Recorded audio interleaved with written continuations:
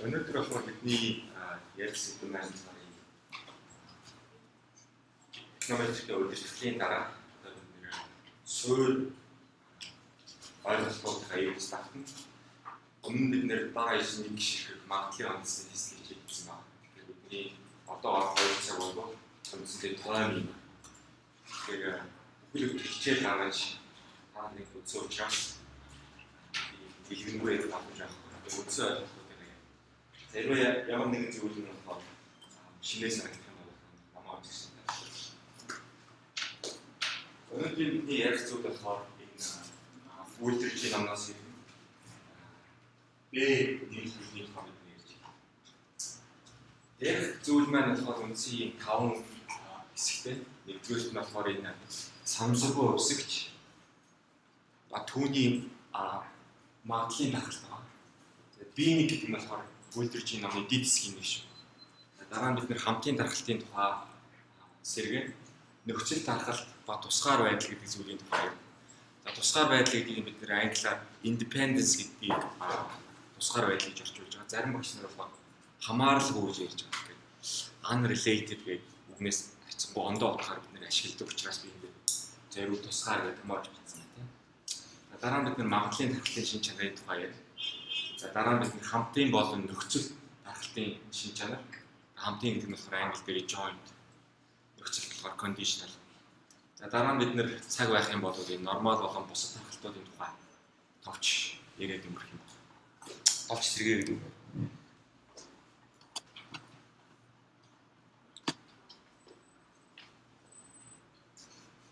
За энэ дээр бид нэр ECP брэнд ярих англи үгсийн орчуулгыг тавьсан байна.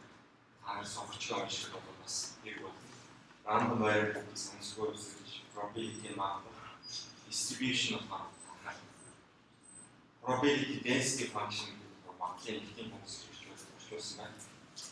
Хамтын даргалт joint distribution, нөхцөл даргалт condition distribution, independent тусгаар байх, expected value гэдэг ч байна.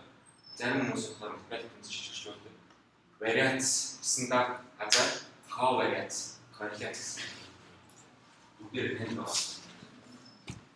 За ихний ярих асуудал болохоор самсаггүй өсөгч хүний магадлал. Самсаггүй өсөгч гэдэг маань болохоор үндсэндээ туршилтаас гарч ирдэг. За туршилт гэдэг маань юу юм бэ гэхээр хязгааргүй олон удаа давтагдах боломжтой. Үр дүн болохоор гүйц тодорхойлогдсон тийм процедурыг үр дүнгийн олохыг процедурыг туршилт гэсэн юм. Тэгэхээр энэ хоёр юм яаж нэгдүгээрт нь болохоор бидний давтах боломжтой. Хоёрдугаарт нь болохоор туршилтын үр дүнгийг бид ямар үр дүнгууд гарч болох вэ гэдэг нь өөрчлөлт мэдж байгаа. Жишээ авчихсан байна. Нэг 100-10 удаа хаяа. Хэдэн удаа сүл дээр буугыг нь бол тоолж байгаа юм байна. Туршилт авна шүү. За бид нар бол энийг дуртай тоогоор бол давтаж байна. Тэгэхээр үргэлжлүүлээд 10 давтаж болно, 30 давтаж болно, 100 давтаж болно. Хэд давтах нь бол бидний дурж. Гэхдээ бид нар болохоор нэг чухал зүйл энэ ямар үр дүн гарч болохыг бид нар бүгдээр урьдчилаад бид жишээ азгүй авах юм бол 10 давтлаг даруулаад тоогоор бууж байна. Скол 10 хайхад 9 тоо нэгэн сүл дээр бууж байна. Гэх мэт ч одоо бид сүлдийн тоо тооллоо гэж бодоход 0 байж болох, 1 байж болох гэх мэтчлэн 10 хайхад азтай байгаа 10-аас сүл дээр бууж болно шүү дээ. Тэгэхээр бид нэр үр дүнг нь болохоор ямар үр дүн гарч болох вэ гэдгийг бүгдээр өөрчлөлт хийж байна шүү дээ. Гэхдээ яг хайхад ямар үр дүн гарах вэ гэдгийг нь бид мэдэхгүй. Тэр нь болохоор санамсаргүй гэж байна. Үр дүн нь санамсар. За тэгэхээр самсгүй өсөгч гэдэг нь болохоор туршилтын үр дүнгээс утга нь хамаардаг өсөгч гэдэг нь самсгүй өсөгч. Энэ дээр сүлдийн самсгүй өсөгч ярьлаа. Тэгэхээр одоо хамгийн гол нь болохоор яг туршилт явуулахаас өмнө ямар үр дүн гарах гэж хэлсэн юм. За самсгүй өсөгчийн үндсэнд хоёр байж байгаа. Нэг нь болохоор тасралтай самсгүй өсөгч, нөгөөх нь тасралгүй самсгүй өсөгч. Тасралгүй нь бидний discrete гэж зарим хүмүүс Орос англи хэлээр шууд хэлж байгаа. За ийм хувьсгчийн магадлалын тахлын байна. За ийм хувьсгчийн онцлог болохоор утга авдаг байдлыг нарах юм бол энэ төгсгөл байж байна. Одоо бид нэр шинэ зоо саялаа гэхэд хэдэн утга авч болох вэ? Сүл дээр мөн тоогоор хоёр биш үү? Тэгэхээр энэ ч юм бол хоёрхан боломжтой төгсгөл. Зарим тохиолдолд болохоор тоологддог боломж тийм төгсгөлгүй олон утга үүсгэж байна. Одоо шилбэл бид нэр ингээд сонсож байгаа хайр гэсэн тоо гэдэг аваад үзэх юм бол яг хэд байраар нь болохоор ингээд тоож боломжгүй шүү дээ. Хязгааргүй юм байна ч тийм. Тэгэхээр бид нар болохоор энэ тоож болохгүй тоож болно. 1 гариг, 2 гариг, 3 гариг гэсэн ингээд тоолоод яваад байж болно тийм. Гэхдээ энэ чинь яг төгсөлтөө хэсгийг нэр төгсгөл нь хийх юм мэдэхгүй байна тийм. Тэгэхээр энэ төгсөлгүй юм шиг байна. Өөрхийн ам бүлийн тоо байж болж байна. 1 гишүүнтэй ганцаар амьд хүн байж болж байна. 2 гишүүн тоо. За, ийм төрлийн хувьсгч төгсгөлөг самсгүй хувьсгч байна. Хоёр зүйлээр бүрэн тодорхой. Самсгүй хувьсгч бүрэн тодорхой гэдэг ойлголтоор хэлцэж шít. Ямар тохиолдолд бид нар бүрэн тодорхойлсон байна гэж хэлэх вэ гэхээр ямар боломжит утгууд авдгийг тэрийг бид бүгдийг хэлсагаад авч болох магадлалуудыг бүгдийг мэдж байгаа бол тухайн хувьсгчийг бид бүрэн тодорхойлсон юм. Тэгэхээр бид нэр тоос ярих юм бол ямар тоож болно гэсэн. Тоо болон сүл. За авах магадлалуудыг бид мэдгүй. 50-50 өөштэй тийм ээ. Хэрвээ тэр зоосноо шударга тоос авах юм бол сүл дээрээ бүх магадлал нь 50 доосороо бүх магадлал. За тэгэхээр энэ чинь 0-1 сүл тоо гэдэг ийм хоёр утга авах үсч байна шүү дээ. За энийг бид нэр болохоор Берноулли самсгүй үсч юм. Тэгэхээр анх гаргаж ирсэн хүний нэрээр Берноулли гэдэг нь гаргаж ирсэн байна. Тэгэхээр амжилт алдаг гэж зарим хүмүүс ярьдаг. Тэгэхээр хоёр утга ийм төрлийн хувьсгчийг бид нар хамгийн их тэгэхээр амжилт алдаг. Тэгээ амжилтаар магадлал нь 50, алдагталтаа амжилтгүй байх магадлал нь 50 байна шүү дээ. Магадлал болохоор 100% нийлбэр нь агстай. Нэгнийх нь амжилтын магадлалыг олчих юм бол амжилтгүй байх магадлалыг нь 100-аас асар юм болж байгаа тийм. Тэгэхээр энэ самсгүй хувьсгч бол ганцхан шиг параметр байж таарч шүү дээ. Магадлалын хувь зоосон дээр болохоор 50 сүл дээр өгөх магадлал. Тоогоор авах магадлал 100-аас 50 гэж таарч тийм. За асуултаа самсгүй үсгчийг ерөнхий тохиолдолд болохоор бидний зөвхөн одоо хоёрхан утга авдаг биш. Энэ К утга боломжтой авдаг байж болно. Тэ? За тэгэхээр К боломж утга бүр дээр бид P1, P2 гэх мэт магадлалыг харилцуулах юм шүү. Тэ? За тэгэхээр бид энэ самсгүй үсгчийг ангиж чинь X гэдэг болохоор том үсгчээр бичгээр самсгүй үсгийг хэлж байгаа. Жижиг X гэдэг болохоор тухайн самсгүй үсэг авсан утга. Энэ маань болохоор каш утга авах боломжтой гэж хэлж шүү дээ энэ самсгүй үсэг байна. За тэгээд тус бүрд нь хадгалсан магадлалыг бид жижиг PG-гээр хэлж байна. За тэгвэл энэ жижиг PG гэдэг марж маань болохоор 0-аас 1-ийн хооронд багшин тийм ээ. За тэгээд эдгээр боломж магадлалуудын нийлбэр нь бүгдээрээ нийлдээд юм. Хуваар ярих юм бүгдээрээ 100.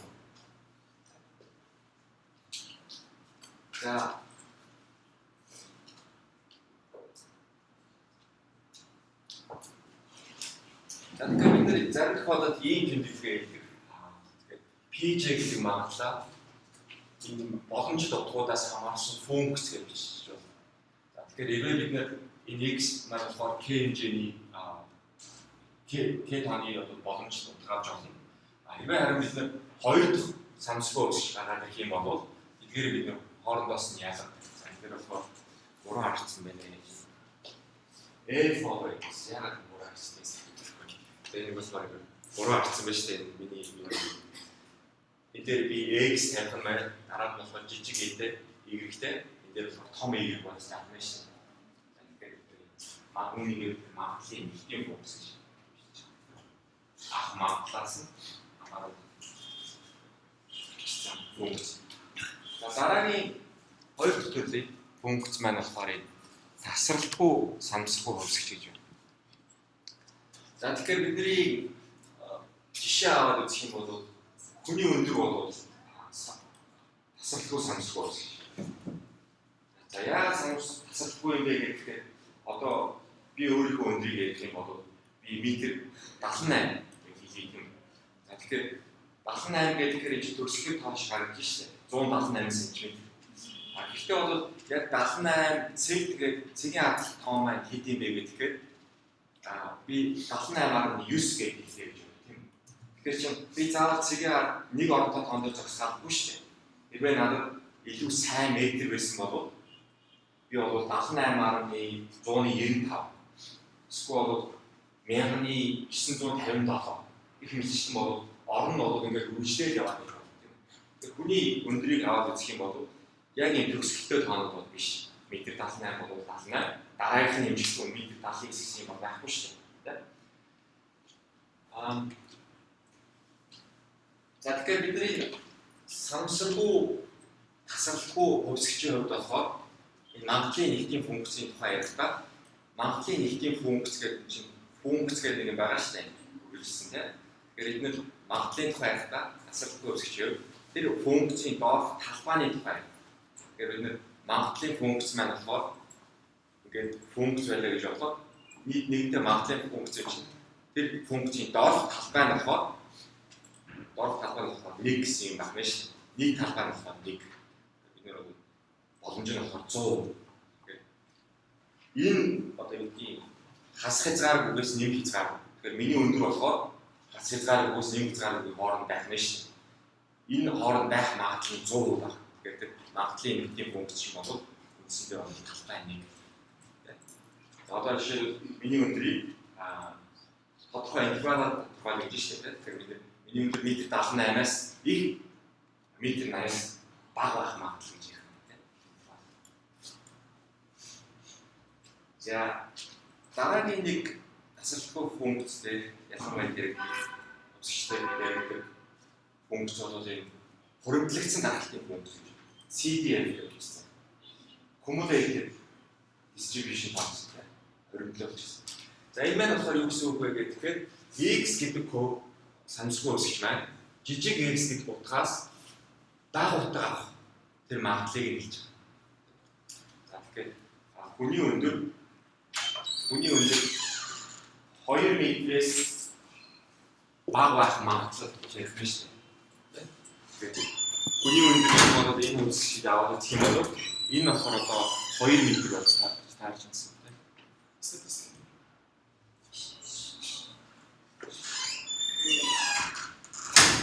Тэгэхээр бид нар одоо хэрвээ ингээд мангалын функцээ зурлаа гэж бодоход за энэ одоо x гэж аваад тэрнээс бага байх магадлал гэж ярих нь шүү дээ. За тэгэхээр бид нэр зүүн талын мангалын нэгтийн функц доорх талбай гэж ярьсан. За тэгэхээр энэ болохоор өсдөг функц гэж ярьж байна. За бид нар ямар ч хоёр талаар ингээд сонгоод авъя гэж байна. x2 x1 гэдэг. x1 нь болохоор x2-аас их. За тэгэх юм бол үргэлж юу болох вэ гэхээр x гэдэг хувьсгч x2-аас бага магадлал болохоор нөгөө магадлалаас үргэлж ихгүй байна гэж өсдөг функц юм байна тийм. За тэгэхээр бид энэ тэмдэглэгийг ашиглах юм бол энэ магадлалын илэрхийлэл маань болохоор юу гэж таарч байна вэ гэхээр функцаар хэлсэн. Магадлалын ихний функцаар хэлсэн. За магадлалын функцийн чанар болохоор тасралттай айлын функцээр мөн дээр ярих 0-аас 1-ийн хооронд оршин. За тэгэхээр бид нэгэнд хуримтлагдсан даралтын функцаа c гэдэг тооноос бага утга авах магадлал гэж ярьсан байгаа тохиолдолд x гэдэг хувьсгч маань c-гээс их утга авах магадлал болохоор 1-ээс хасах нөгөө тал нь болж таарж шээ. Хоёр тал нь дэшээ багш хэрэгтэй. За тэгэхээр энэ гэсэн. За хэрвээ бид хоёр ийм тоо аваад санамсаргүй өсгч маань энэ хоёрын хооронд орших магадлал юм бол хуримтлуулсан магадлалын нэгтийн функц BC дээрээс хасах нь доор байгаа цэгээс нь хасчих юм байна. За тэгэхээр бид хэрвээ та нарыг төсөөлөх юм бол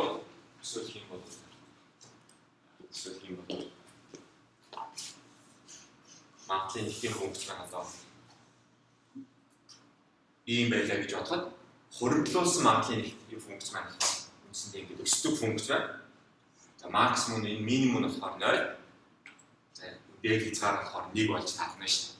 За энэ болохоор магадлалын нэгтгэлийн функц хуримтлуулсан магадлалын нэгтгэлийн функц. Тэгэхээр өөрөөр хэлбэл энэ маань юу хийж байгаа юм бэ гэдгээр ямар нэгэн дурын цэг авлаа гэж бодоход энээс доош байх талбай болж татна шүү дээ. Тэгэхээр энэ яг голч цэгт хүртлээ болохоор энийг хэлбэртэй яг адилхан. За голч цэгээс итрээд явгаад энэ дээр их хоригдлогтаад явна гэсэн болж татна шүү дээ. Тэгэхээр хоригдлогтаад явахаар ингээд өсөж явах нь. За тэгээд нэг бидний магадлалын талбай чинь 1 гэсэн учраас энэ маань ингээд үндсэндээ 1 рүү төхөөд л авах гэсэн. Энэ x маань болохоор голч маань хязгаар өөр тэмүүлгээрээ 1 гэдэг дээд хязгаар руу үргэлж тэмүүлсэн. Энийг бид нэр болохоор CDF, энийг бид болохоор PDF гэж нэрлэж штэ тэ.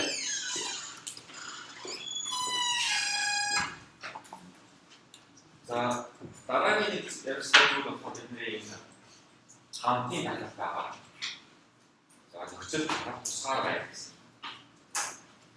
За одоо бид нэр зөвхөн нэг хөвсчийн тухай ярьж байсан болов нэг санамсгүй хөвсчийн тухай ярьж байсан бол одоо бид хоёр ондоо санамсгүй хөвсчийн тухай ярьж байна. Хоёулын бид нэр болохоор том үсгээ гэж хэлж байна. Энэ хоёр дарахлал одоо хөвсч маань том нь болохоор жижиг x аваа. Том y-ийг бид хөвсч нь жижиг y утгаа хамтдаа зэрэг авах магадлалыг нь болохоор ингэж тэмдэглэдэг. За энэ дээр болохоор том x, том y байх хэвээр. За энэ нь болохоор за бидний нэг магадлалын илэрхийлэл болохоор ингэж хэлсэн. Доор нь болохоор 2 үсгч маань байна.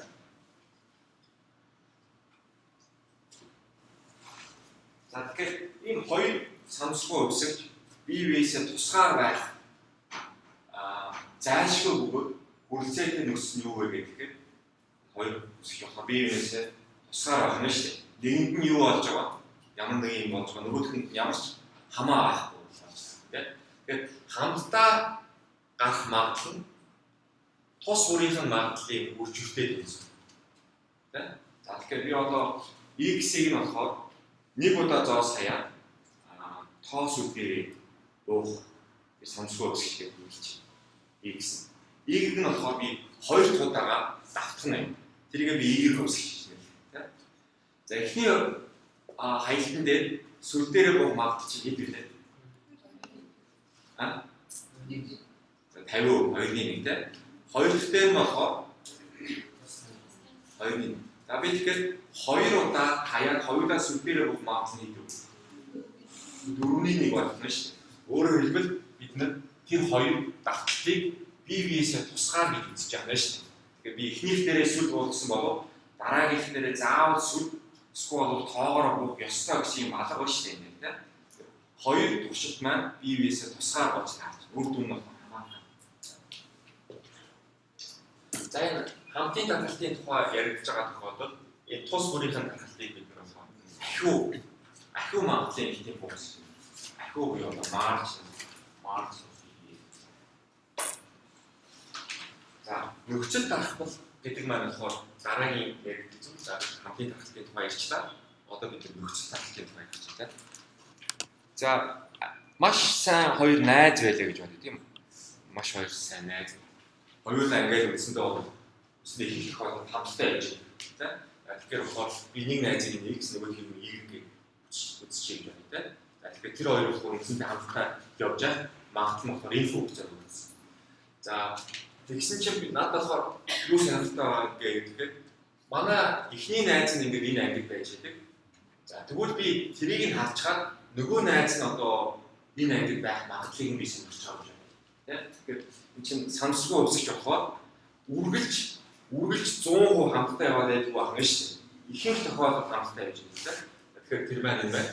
За тэгэхээр би өнөөдөр болохоор за нэгийг нь харчлаа нөгөөд нь байх энэ ангид байх магадлал нь юу юм бэ гэж харахад энэ болохоор хамтдаа явж байгаа магадлалыг хуваахан x нь болохоор энэ хичээлд орж ирэх магадлал бас нагна шүү дээ.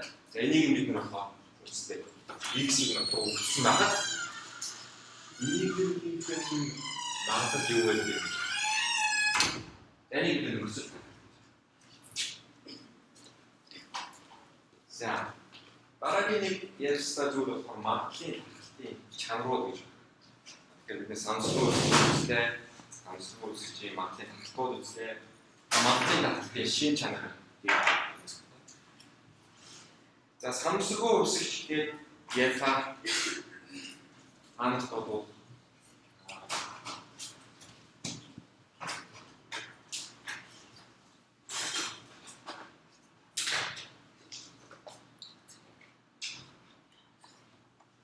тийм тухай боддог байна. За тэгэхээр бид нар одоо энийг бид нар аваад үзчих энэ жишээ гэдэг. За энийг би ингээд x тэнхлийг ингээд сонирчих. Бидний өндөр гэж үзчих. Бидний өндөр тийм. За энэ дээр болохоор би доод цаана одоо энэ ангийн метр 30. Метр 30 тийм.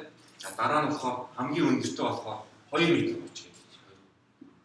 Тэгэхээр одоо метр 30 болон түүнээс доош өндөртөө байх оюутан маш бага магадaltaй үндсэндээ байхгүй бид нар одоо ингээд хистограммыг ингээд зураад үзэх юм бол тийм их оюутнууд одоо юу гэдгийг метр 59 метр 89 хооронд байгаа тийм тэр чинь магадлалын нэгт маань болохоор үндсэндээ энэ дээр ихэнх талбайгаа авах нь шүү дээ энэ дээр одоо юу гэдгийг 70% авах гэж байна 2 метр 59-аас бага байх метр 86-аас өндөр байх юм магадлал үндсэндээ байна тийм. За тэгэхээр бид нар магадлалын тархицын хувьд болохоор хоёр зүйлийг харж байна. Нэг нь болохоор олж удаг буюу хүлээгдэж байгаа. Хүлээгдэж байгаа болохоор ер нь бол унджаад энэ оюутнуудын өндөр хэд вэ? Унджаад хүлээгдэж байгаа хэд вэ гэдэг. Үндсэндээ бол ерөнхий хандлагын хэмжээ гэж юм.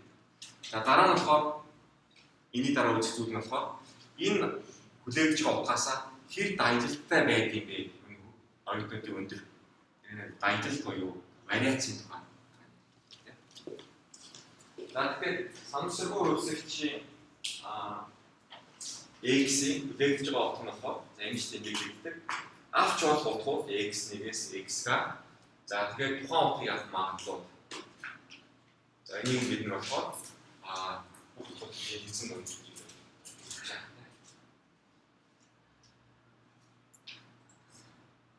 За энэ дээр болохоор бид нар анзаарсан бол бид нэмжинтэй нэмжин. За тэгэхээр бид нар бол энэ санамсруу үүсгэж x1 x2-ийг санамсруу үүсгэж байгаа болохоор хасралтай санамсруу үүсгэж үзэж штэ. Тэгээ нэмж байгаа байна. Хэрвээ бид нар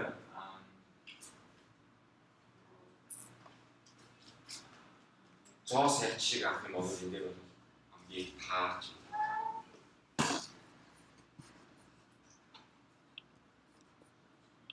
За хүний өндөртэй ярьсан жишээ нь их сайн таах. Санхүү функцтэй бид нар бол энэ тухай санхүү функцийн тухай ярихад ямар нэгэн тодорхой утга авах магадлал нь болохоор санхүү үүсгэж байгаа тухай хэд вэ? Асалтгүй өсөж юм болохоор ингээд боломжууд нь хязгааргүй өссөн шүү дээ. Хязгааргүй тийм. За тэгэхээр хязгааргүй юм чинь бид нар ингээд тус бүрдэн магадлал ногдуулах боломжууд өссөн. Тэр чинь хязгааргүйрөө тэмүүлж байгаа юм чинь. Зайнууд маань болохоор миний өндрийг яриа авах юм бол метр 79 байжсэн ингээд угаандаа яваад байна шүү дээ. Чинь тус бүрдэн магадлал ногдуулах боломжгүй болчихж байгаа байхгүй. Тэгэхээр миний өндөр метр 79 байх жишээгээр магадлал тэг гэж ярина шүү дээ. Тэгэхээр тасралтгүй өсөж явах ийм зүйлийг гаргаж ирж чадахгүй байна. Энэ дээр болохоор зөвхөн дискрет буюу тасралттай санамсргүй өсөж байна. Зарим тасралтгүй санамсргүй өсөж явах бид болохоор интеграл x-ийг бид нэр x-ийн суппорт буюу талбараар уламжлалт аваад за тэгээд үндсэндээ бол дундч үндсэндээ хаана үндсэндээ төвлөрч байна гэдэг нь болохоор энэ том ямар болох нь шүү дээ. X гэдэг маань хас хязгааргүй байсан юм хязгааргүй авч байна. За дараа нь болохоор энэ манай магадлалын нэгтийн функц. Энэ функцийг бол хэлбэр. Заавал ийм доошоо авах цонх хэлбэртэй байх албагүй байна шүү дээ. Функцийн чи ямар ч хэлбэртэй байж болно. За магадлалын функц байхад бол ганц шаардлага нь болохоор талбай нь болохоор нэгтэй тэнцвэр гэсэн.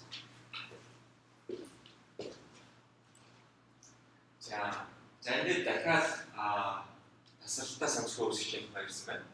X гэдэг үсгчийн хувьд бид нэр түүнээс хамаарах функц бичиж болно.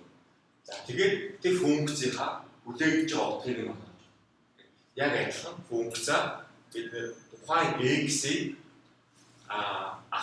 магадлаар нь үржүүлээд за боломжтой X-ээр нэмжиж шээ. За энэ дээр нэг анхаарах зүйл болохоор G X-ээс хамаарсан G функц хүлээгдэж байгаа утга гэдэг бол X-ийг хүлээгдэж байгаа утгаас хамаарсан функц биш байна тийм. Энэ хоёр хоорондын зүйл биш. Харин энэ G of X орсоор бол G of X. Англиар G of X. За монголоор бол X-ийн X-ээс хамаарсан G.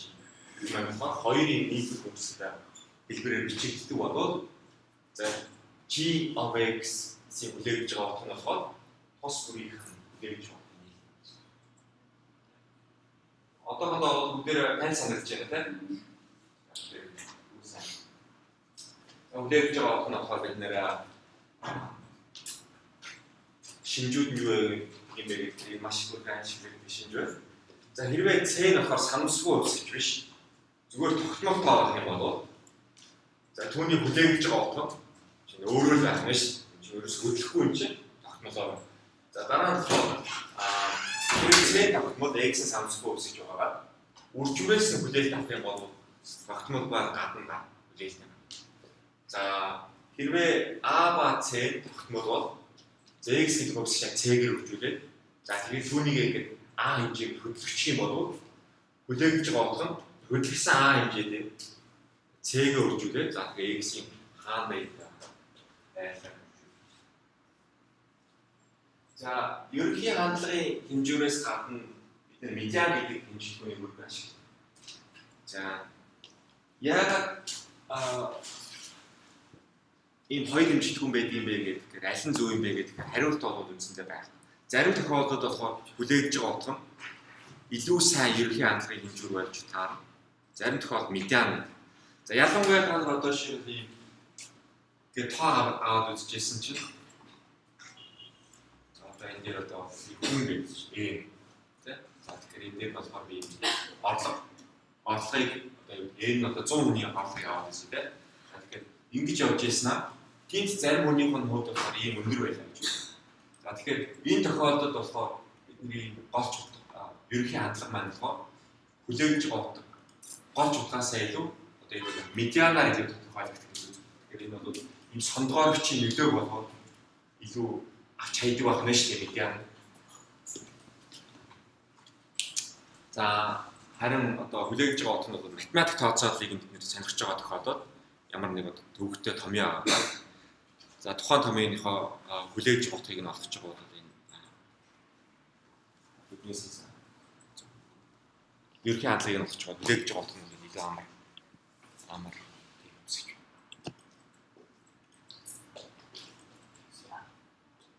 За санамсгүй үсч юм вариац гэж байна. За энэ дээр бол сайн харагдахгүй байх шиг байна. За тэгэхээр энэ дээр бол хоёр ширхэг тархалт байгаа. За нэг нь бол эндээс ихлээр харьцангуй бүдүүн тийм. За тэгэхээр нөгөөх нь болохоор энэ харьцангуй юм босоо нарийн. За нэг нь одоо магадлалын нэгтийн функц юм чинь талбай нотыг багсаа. Тэгэхээр эндээ ийм намхан байна гэдэг бол хоёр сүрэг дээр илүү бүдүүн байна гэсэн үг байна шүү дээ. За тэгээд бид үндсэндээ μю гэдгээр болохоор хүлээгдэж байгаа утгыг хэлсэн байна. Энэ голчдох нь аль нь юм бэ? За тэгэхээр бид энэ магадлалын тархалтын функц маань илүү өндөр байх уу эсвэл бүдүүн байх уу гэдэг нь болохоор голчоос хэлж байгаа хэлбэр зүйл вариац. Вариац гэдэг бид нэр хэмжлэн сигма квадрат гэдэг. За тэгэхээр x гэдэг санамсаргүй өсөж олж утга. Синийг аргадаг мюрөд хэлсэн байсан тийм. Олчоос хазаалтын квадрат түүний хүлээгдэж байгаа. Тэгэхээр энэ чинь эцэндээ бол квадрат зэрэг хөшөөрөх ач холбогдсон болохоор элэг сөрөг утгууд болохоор квадрат зэрэг хөшөөрөхөөр болохоор хоёулаа элэг болно шүү дээ. Тэгэхээр доошгаа илүү дээшгээ илүү хайлах юм. За тэгээд бид одоо энэ чинь квадрат тэгштгэл юм чинь задлаад тус үрээс нь хүлээлт авч болж байна тийм. За тэгээд чинь хоёр ийм ялгуурын квадрат чинь задлах юм бол дөрвөн шиг бүрэлдэхүүн үсэгтэй болно шүү дээ. Би ойлгоход унтуулаад байна яагаад гэвэл сонхоо яг хаалтайгаа зэрэг юм болдог. Миний тийм дуунд тийм хүн унтуулдаг нөлөө байж магадгүй. Би одоо баагаад хөө хичээл заах гэх тоогийн заах гэх намайг үг хэлэх тоог лэгшээ гэдэг юм хэцүү байна. Магадгүй би тийм ийчтэй үзүүлж байж магадгүй. Гэхдээ одоо танаас сэрүү байдаг гэхдээ нэг л хичээл юм чинь. За тэгэхээр энэ чинь болохоор эхнийхээс нь квадрат авч байна. Тэ? Дараа нь болохоор бид нэр хоёрыг үржих нь энэ болж таарна шүү дээ. Хоёрыг үржих нь энийг үржих нь энэ. За тэгээд хүлээлт тавьсан байна гэсэн үг тийм. За тэгэхээр ямар ч хувьсгчийн санамсрын хувьсгч хүлээлт нь тогтмолтой болчих. Тогтмолтой болчих. За тэгэхээр энийгээр үржүүлээ. Тэгээд гаднаас нь хүлээлт аавна гэдэг чинь болов нөгөө тогтмолтой санамсрын хувьсгч хувьсгчийн үржвээс хүлээлт авдаг дүрмээ ашиглах юм бол яах вэ? Зөвхөн квадрат болчих нь шүү дээ. Тэ? За тэгээд хоёр x өрөвдөлт хоёр нь оцлаад бол ийм бушуулсан юу байна. За хэрвээ бид энэ самсрын хувьсгчаа c-ээр хөвжүүлээд a дээр нэмээд за тэгээд энэ хувирсныхаа дараа вариацийг авах юм бол энэ байдлаараа бид энэ хөдөлж байгаа болохоор вариац ямар ч нөлөө авах. Манай голч хүлээж байгаа утга нөлөө нь вариац бол ямар ч нөлөө авах байна шүү дээ. Харин c-ээр болохоор квадрат зэрэг биш. За вариацаас илүү ашигладаг ийм баялагтын хэмжигдэхүүн бол стандарт хязгаарлалт вариацаас язгуур бичдэг. За мэдээж бол x нь тогтмолтой байх юм бол вариацчдыг стандарт хязгаарлалт гэсэнтэй болно шүү дээ. За хэрвээ бид нэр яагаад стандарт хязгаарлалтыг илүү ашигладаг вэ гэхээр одоо эндээс хэлж байна.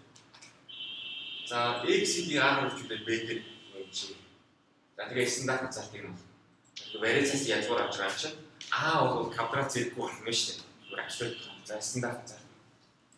За тэгэхээр энэний ач холбогдол нь юу юм бэ? Тэгээд бид нэр x гэдэг хувьсгэж байгаа бид нар 1000 төгрөгөөр илэрхийлсэн цалин гэж үзэж x 1000 төгрөг. Тэ? За тэгэхээр цагийн ч юм уу өдрийн хувьсгаж үзэж тэ. Хүлээж байгаа болох нь 20 байна. За y хувьсгаж нь болохоор одоо 1000 төгрөг биш зүгээр төгрөгөөр илэрхийлсэн цалин гэж үзэж байна. Тэ төгрөгөөр. За тэгэхээр хүлээж байгаа офрын дээр болохоор 20,000 болж тарна шүү дээ төгрөгөөр юм чинь. 1 2 сэрээрээ. За дараа нь болохоор стандарт хязгаарлалтыг авах тийм стандарт хязгаарлалт. За тэгэхээр чинь одоо энийг болохоор бид 1000-аар үржүүлсэн байна шүү дээ. Манай тохиолдолд болохоор а болж таарч 1000 гэдэг чинь тийм 1000. За тэгэхээр y-ийн стандарт хязгаарлалт нь болохоор x-ийн хаараа 1000-аар тийм. За тэгэхээр чинь бид нөгөө хэмжигдэхүүний болохоор 1001-ээр өөрчлөлт чинь стандарт хязгаарлалт нь бас 1001-ээр өөрчлөлттэй шүү дээ. За харин бид нар вариацийг нь тодорхойлоход одоо энэ чинь ST биш вариац байсан болов ST вариац биш байсан болов те ST биш вариац байсан болов энд юу болж таа А квадрат болох нь шүү. Тэгэхээр чинь зүгээр хэмжигдэхүүнийгээ бид нэр 1000-аар нэмчихээд манай вариац чинь болохоор сая дахин нэмэгдэж байгаа юм. 1000 квадрат гэдэг. Тэр чинь бол зүгээр тайлбарлах жоохон төвөгтэй болчих. Тэгэхээр их тохиолдолд хүмүүс стандарт. Дараа бид нэр энэ эконометрикт маш ашигладаг зүйл болохоор санамсаргүй хувьсгачаа бид нэг стандарт x гэдэг хувьсгч байх юм бол түүнээс голчийг нь хасаад стандарт хязгаарлалт хуваалцсныгаа бид нэг ийм стандартлагдсан хувьсгч. За ихэнх тохиолдолд тэр энийг z-дээр тэмдэглэдэг. Тэгэд голчийг нь хасцсан юм чинь одоо энэ хүлээж байгаа болох тийм. За нэгэнд стандарт хязгаарлалт хуваалцсан юм чинь вариац. Тэр болчтой нэг гэсэн вариац байна шүү. Нэг гэсэн стандарт хязгаарлалт тийм. За хүлээж байгаа болохоор вариац гэдэг бол санамсаргүй хувьсгчийн нэгдүгээр эрэг юм момент, хоёрдугаар эрэг момент Бид нар болохоор эконометрик одоо илүү ингээд төвөгтэй болоод ирэхийн хэрэг бидний илүү дээд ирэмийн моментуудыг зориулдаг. За жишээлбэл энэ дээр энэ кортос скю гэж байна. За энэ болохоор 3 дугаар ирэмийн момент. За тэг шимтэй эсхийг харуулна. Тэг шимтэй авсч явах юм бол скю буюу хазаалт нь болохоор очоос хазаалт нь болохоор тэг шимтэй гэсэн. За 4-р ирэмийн момент нь болохоор кортос гэж нэрлэдэг. Кортос болохоор стандарт нормал тахлтын бол 3 байна. За тэгээд хэрвээ та нар санхүүгийн тоо мэдээлэл аваад үзэх юм бол илүү кортостой байдаг. Тэгэхээр энэ маань болохоор санхүүгийн тоо мэдээлэл болохоор илүү бүдүүн сүлд авна шүү дээ. Илүү бүдүүн сүлдээ наамхан юм харагдана.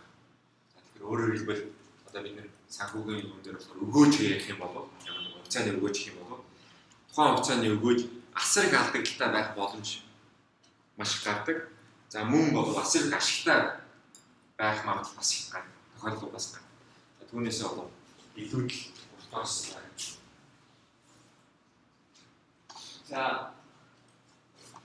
За одоо бид нар болохоор юу ярьж байгаа гэхээр ерөнхий хандлагын хоёр хэмжлэг ярьж байна. Ямар нэгэн x үсгэж юм. Хүлээж байгаа утга нь юу, олж утга нь юу. За дараа нь болохоор очоос хазаалт нь хэрэг юм тийм. Одоо бид нар тухайн хоёр үсгэж юм. Хоорондоо юу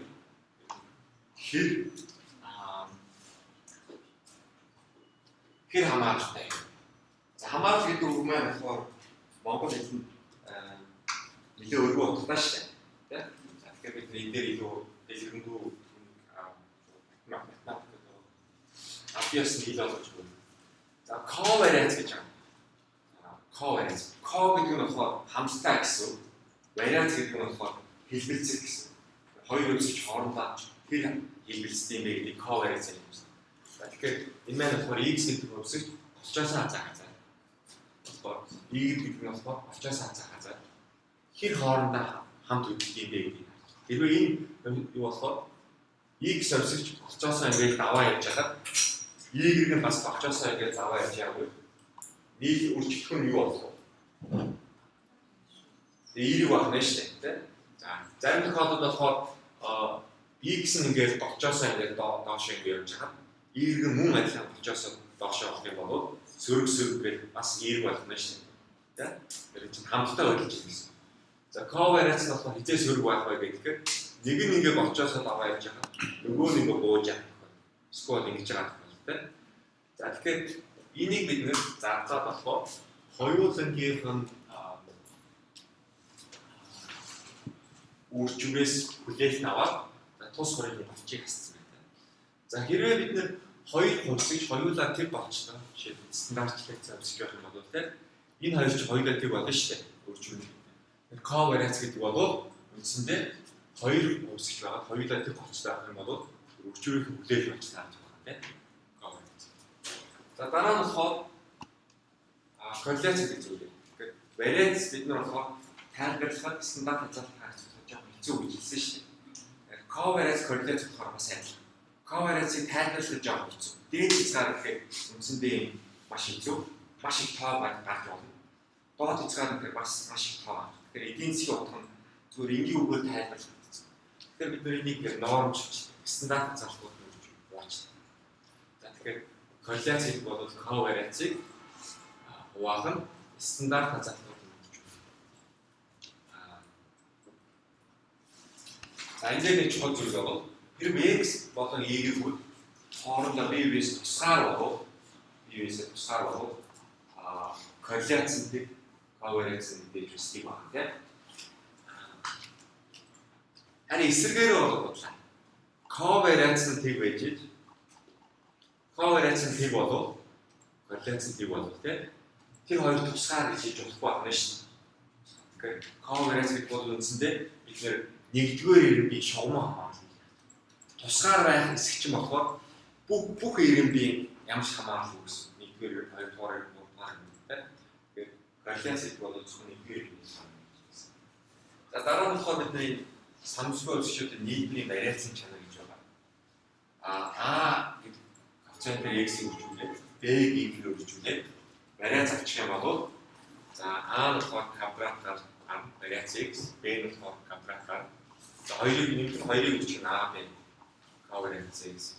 Энэ дээр болохоор нөгөө зүгээр нийлбэрийн квадратаа үүсгэх хэрэгтэй биш үү?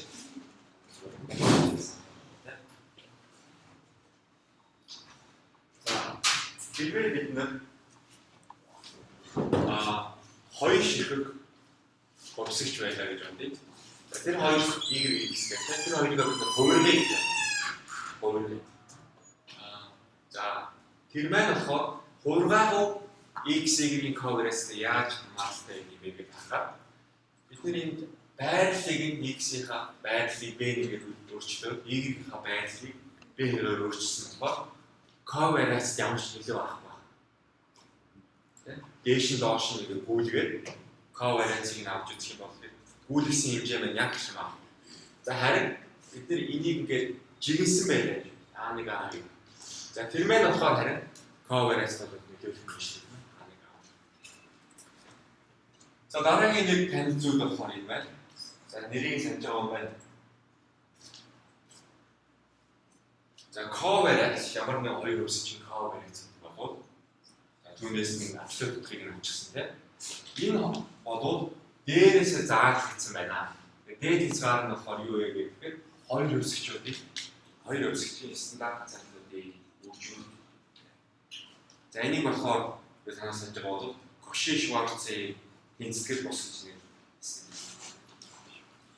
За бид А1 А2-ийн үржүүр нь ийм тэгээс илүү тохиолдол корреляц хувирсан x-ийн хоёрын корреляц нь болохоор одоо covariance-ийн A1 A2 үүрэг нөлөөтэй байсан бол корреляцийн хувьд болохоор ямар ч нөлөө болно шин. Хоёр хувьс ямар нэгэн хоёр хувьсыг аваад шугам хувиргалт хийлээ. Тоогоор үржүүллээ, тоо нэмлээ. Нөгөөдгийг нь бас тоогоор үржүүллээ, дурын тоо. За тэгээд корреляцийг нь аваад үзэхэд чинь яг л нөгөө өмнөх корреляцгаа хэцүү байгаа шин. Шугам хувиргалт ямар ч нөлөөгүй байна корреляцийн бүмдэс.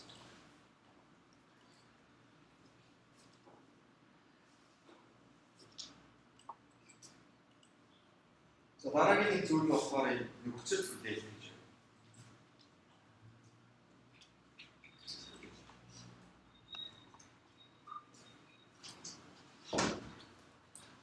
Жоо фото яваа.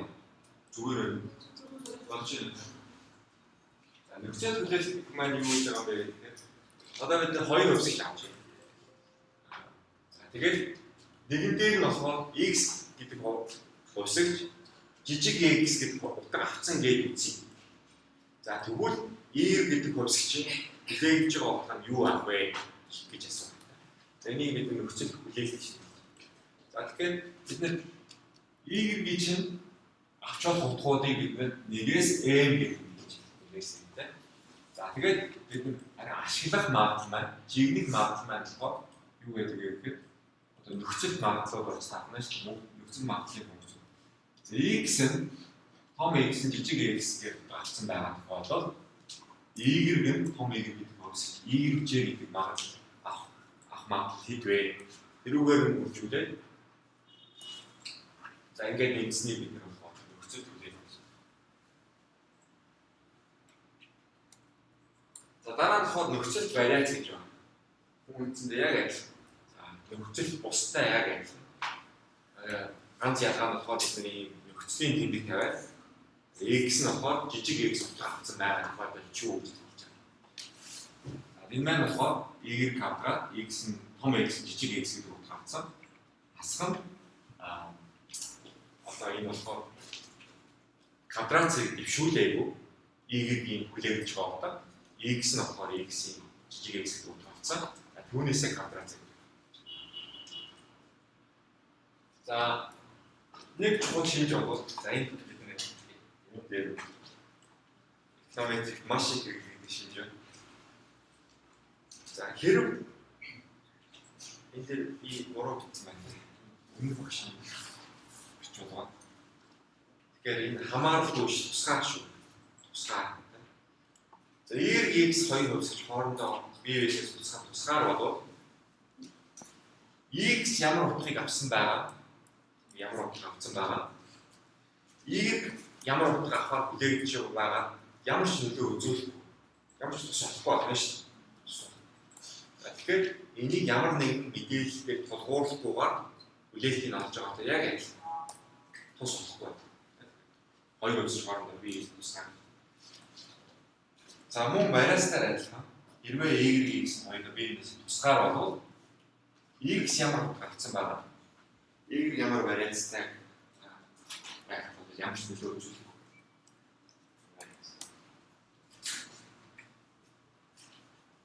За нөхцөл хүлээлтийн шин чанар гэж байна. Дөрөв шиг юм. За C of X X ямар нэг дурын функц байдаг гэж байна. Дурын функц. За бид нар энэ дурын функцаас хүлээлт авах гэж байна. Энэ функц хүлээгдэж байгаа нь юу юм бэ? За функц гэдэг нь одоо жишээ нь хамгийн энгийн болохоор дундаж байж болно шүү дээ. Дундаж байж байна. За энэ функцийн хүлээгдэж байгаа утгыг асууж байгаа. За нэг онцлог нь болохоор бид нар X гэдэг хувьсгч тодорхой утгаар авч байгаа нь мэдэгдсэн. X-ийн утга өгөгдсөн байгаа юм тийм. За тэгэхээр одоо нөгөө X-ийн утга чинь өгөгдсөн байгаа учраас санамсаргүй хувьсгчуд байхгүй болчих юм гэсэн үг байхгүй. Аль хэдийн зоосон зооцороо гараад илчсэн байх гэсэн. За тэгэхээр энэ хувьсгч хүлээгдэж байгаа болохоор функц өөрөө болсон.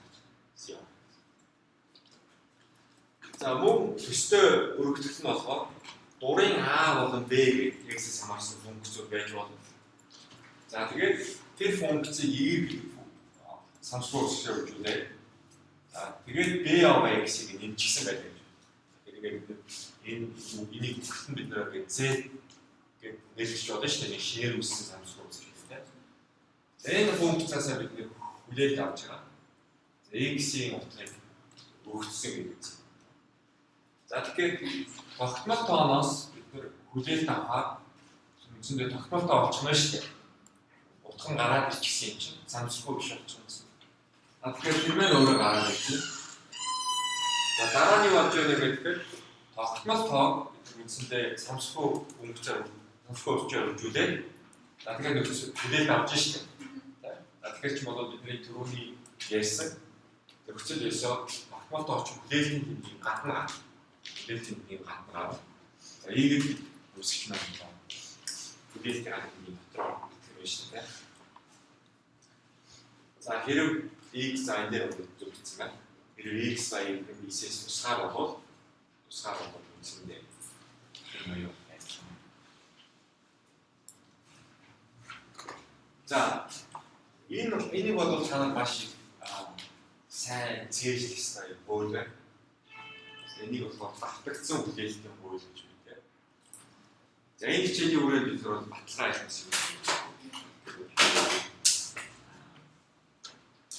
Зөв гэдэг юм байна. Тэмшиг стойлсан. За санааны юу юм бэ гэдэг. За би ингэж нэг юм их сахан багш байлаа гэж байна. Тийм үү? Сахан багш. За тэгээд би түүрээ одоо ямар оюутанд өгсөн бэ гэж сайн мэдэхгүй байна. Би таах гэж. Ямар оюутанд би өгсөн байж таах вэ гэдэг. За тэгэхээр тэр маань болохоор энэ нэр болоод хин бэ гэж байна шүү дээ. Та нарын нэр гэдэг чинь 13 оюутны нэр болно шүү дээ. За тэгэхээр би одоо энэ 13 оюутны нэр авч явах самсгүй өсөж байгаа шүү дээ. Ийгт тэнцүү цэцгээ, ийгт тэнцүү чимгээ, бат, буулгам гэдэг дооч. За тэгэхээр би ингэж одоо юу гэдэг вэ? Хүлээлтийг энийг өгсөн байж таах байх гэдэг юм гарах гад хүлээж байна. За тэгэхээр би одоо эхнийх нь хэсэг нь болохоор ийм байна. За би эхтэй хүүхдэд өгсөн болов хинд өгсөн байж таах вэ гэдэг нөхцөл хүлээлт үүсгэж байна. Тэгэхээр энэ ангийн хувьд бол ямар ч гарцгүй болчихлоо шүү дээ тийм ээ. Ганц эхтэй хүүхэд байгаа гэж олон эхтэй хүүхэдтэй байсан болов те. Энэ чинь X нь болохоор эхтэй юу эмэгтэй юу гэж байна шүү дээ. Хоёр утгаа. Тэгэхээр би эхтэй байсан болов X нэгэд юм чинь. Тэгвэл хинд өгсөн хиний нэр та байж таах байх. Дараа нь болохоор бид нэр байж яснаа. За Гэхдээ бол тийм дараа нь гэхдээ би одоо дахиад хүлээлт авч байна. Гэхдээ хүлээлт авахдаа нөхцөл тийм одоо би мэдээллийн бааз гэх юм бол ямар нэг мэдээллийн бааз дээр тулгуурлаад хүлээлт хийж байгаа юм гэж бодох юм бол хоёр дахь шилж байгаа мэдээллийн бааз маань хоосон. Тэгэхээр би ихний дугаар болохоор за би ихтэй өгөхөд өгсөн бол юм байж таах уу? За дараа нь болохоор юу хийж яах вэ гэхээр за би яагаад заавал ихтэй өгөхөд өгсөн байх ёстой гэж. Ер нь бол хин өгсөн байж таах уу гэж. Дахиад үлдээд их дээрээ бол эн чинь бол ямар ч юм дээр нөхцөл хийгээгүй хүлээлттэй тэнцүү байж таарч байна. Санаа нь болохоор үстэй. За энэ өргөжлөлт нь болохоор юм. Одоо зөвхөн ганц өрсөлдөж биш. Ондоо өрсөлдөж байж байна. Мэдээллийн бааз чинь. Мэдээллийн баазууд ингээд ондоо мэдээллийн баазуудаар тулгуурлаад хүлээлт хийж болно. За дараа нь бол гаднаас нь ямар ч юм дээр тулгуурлаагүй эсвэл хоосон мэдээллийн баазтай тулгуурлаад хүлээлт хийж байна. За тэгэх юм бол энэ дээр зүгээр ямар ч нөхцөл бус хүлээлт хийсэнтэй адилхан байна. Энийг болохоор бид давтагдсан гэдэг нь бол витрээ хийх юм болохоор хүлээлт авчаад дараа нь гаднаас нь хүлээлт авч байгаа.